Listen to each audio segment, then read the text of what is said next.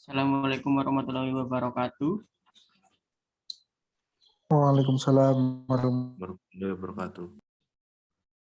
Saya akan menyampaikan tentang hasil wabarakatuh. dari kelompok kami tentang penyakit-penyakit sistem pencernaan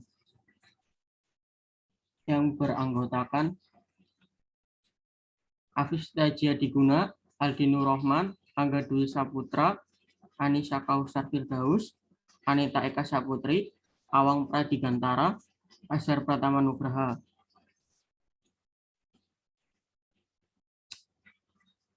Farmakoterapi penyakit mual-mual. Ada dua definisi dan patofisiologi. Patofiologi. Farmakoterapi penyakit peptik ulker, etiologi dan terapi. Farmakoterapi penyakit mual muntah. Mual adalah sensasi atau perasaan yang tidak menyenangkan dan sering merupakan gejala awal dari muntah. Keringat dingin, pucat, hipersalivasi, hilang tonus, gaster, kontraksi duodenum, dan reflux isi intestinal ke dalam gaster. Sering menyertai mual meskipun tidak selalu disertai muntah.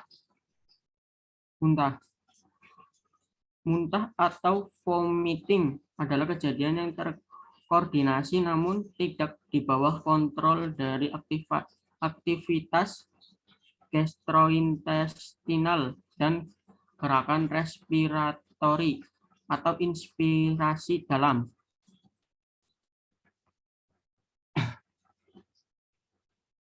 Terdapat 3 fase emesis, yaitu nausea berupa kebutuhan untuk segera muntah atau mual. Recting, yaitu gerakan yang diusahakan otot perut dan dada sebelum muntah. Vomiting atau muntah, yaitu pengeluaran isi lambung yang disebabkan oleh retroperistalsis G1. Etiologi. Muntah diakibatkan oleh stimulasi dari pusat muntah di sumsum sambung atau medula oblongata dan berlangsung menurut beberapa mekanisme. Akibat rangsangan langsung dari saluran cerna, secara tak langsung melalui CTZ, melalui kulit, otak, atau korteks cerebri. CTZ merupakan daerah kemosensori utama pada proses emesis atau muntah dan sering dipicu oleh senyawa-senyawa kimia. Obat-obat sitotoksik pun memicu emesis melalui mekanisme berinteraksi dengan CTZ.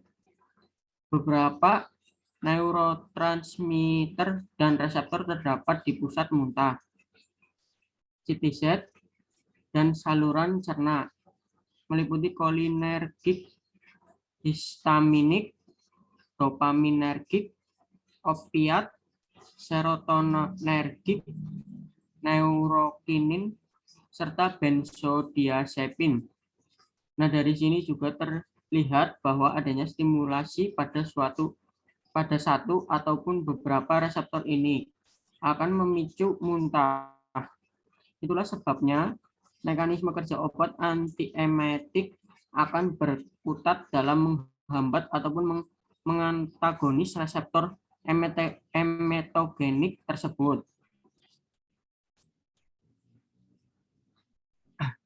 Berikut beberapa penyebab mual muntah dari berbagai faktor, antara lain gangguan GL-tract, adanya agen yang menyerang atau mengiritasi lapisan lambung, seperti infeksi bakteri, H. pylori, gastroenteritis, keracunan makanan, agen iritan lambung atau alkohol, rokok, dan obat NSAID. Penyakit peptik ulker dan GERD juga dapat menyebabkan mual muntah. Sinyal dari otak. luka pada kepala, pembengkakan otak atau gegar otak atau trauma kepala, infeksi atau meningitis atau encephalitis, tumor atau keseimbangan abnormal dari elektrolit dan air dalam aliran darah. Noxious stimulus, yaitu bau-bau atau suara-suara. Lalu kelelahan karena panas, terik matahari yang ekstrim atau dehidrasi.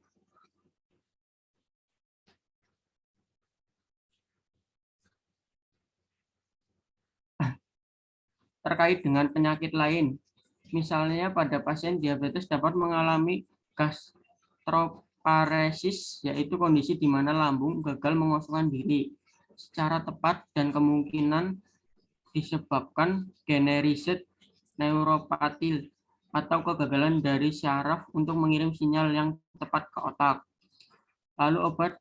Lalu obat dan perawatan medis. Terapi radiasi. Mual dan muntah dihubungkan dengan terapi radiasi.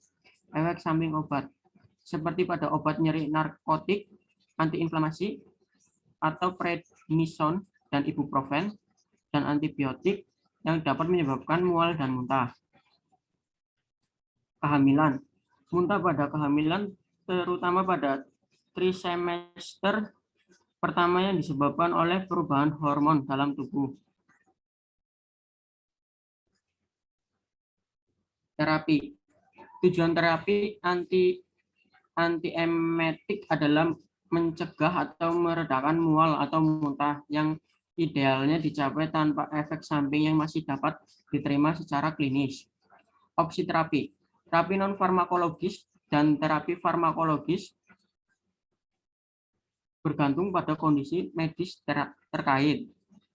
Bagi pasien dengan keluhan sederhana atau terkait konsumsi makanan atau minuman tertentu, hindari atau batasi makanan dan minuman pencetus. Pada pasien yang mengalami mual atau muntah karena gangguan keseimbangan akan berada di dalam kendaraan, misalnya, dapat disarankan untuk mencari posisi yang stabil. Muntah psikogenik dapat diberikan intervensi psikologi.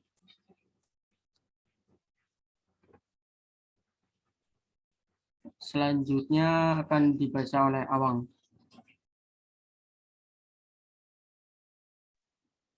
Oke, saya akan lanjutkan. Selanjutnya itu ada terapi farmakologis.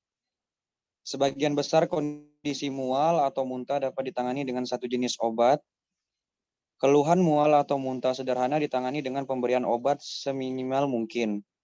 Pasien yang tidak merespon terapi tunggal atau menerima kemoterapi yang sangat emetogenik biasanya membutuhkan regimen kombinasi obat. Yang pertama yaitu ada antisida atau miligram hidroksida, air hidroksida, dan atau CA karbonat. Mekanisme kerja netralisasi asam lambung. Yang kedua, antagonis reseptor H2 atau simetidin, famotidin, nizatidin, ranitidin. Indikasi untuk mual dan muntah akibat reflux gastroesophageal. Yang ketiga, metoclopramid digunakan sebagai antiemetik pada pasien gastroparesis diabetik. Dan yang keempat yaitu ada antagonis reseptor 5-HT3 atau dalesetron, andasetron, granisetron, polonasetron merupakan terapi standar untuk mual dan muntah terkait pemberian kemoterapi pasca operasi.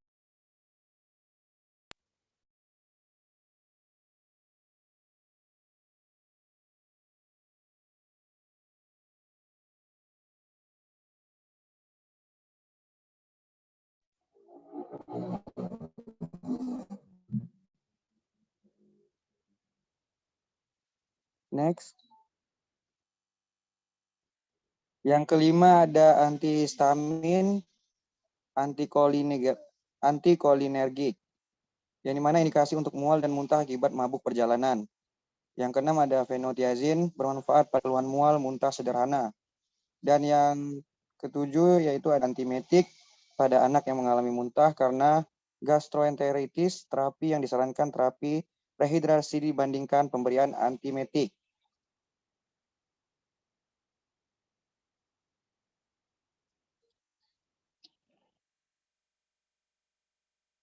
Next.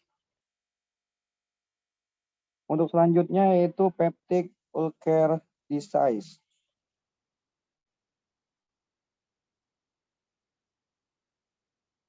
Definisi, tukak peptik atau peptic ulcer disease adalah lesi pada lambung atau duodenum yang disebabkan oleh ketidakseimbangan antara faktor agresif atau sekresi asam lambung, pepsin, dan infeksi bakteri Helicobacter pylori dengan faktor defensif atau faktor pelindung mukosa atau produksi prostaglandin, gastrik mucus, bikarbonat, dan aliran darah mukosa.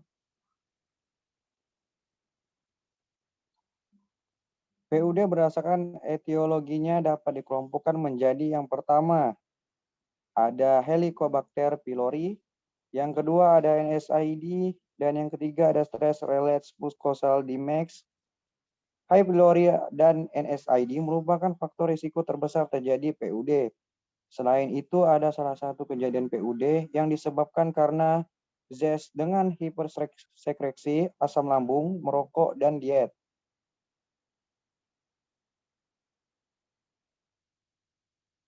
Dan untuk patofisiologinya sendiri, ditentukan oleh keseimbangan antara agresif dan faktor pelindung. Asam lambung diproduksi oleh sel parietal lambung yang mengandung reseptor untuk histamin, gastrin, dan asetilkolin. Asam merupakan faktor independen yang berkontribusi terhadap gangguan integritas mukosa. Peningkatan produksi asam terjadi pasien dengan ulkus duodenum, di mana hal tersebut mungkin kaitannya dengan konsekuensi akibat infeksi H. pylori.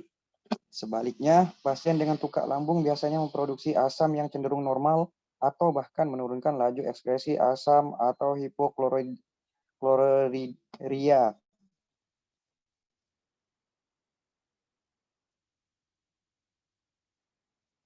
Oke, mungkin dari sekian pembahasan yang telah kami sampaikan tadi, mohon maaf. Sekira kurangnya lebihnya mohon maaf. Wabillahi taufiq wal hidayah. Assalamualaikum warahmatullahi wabarakatuh. Waalaikumsalam warahmatullahi wabarakatuh.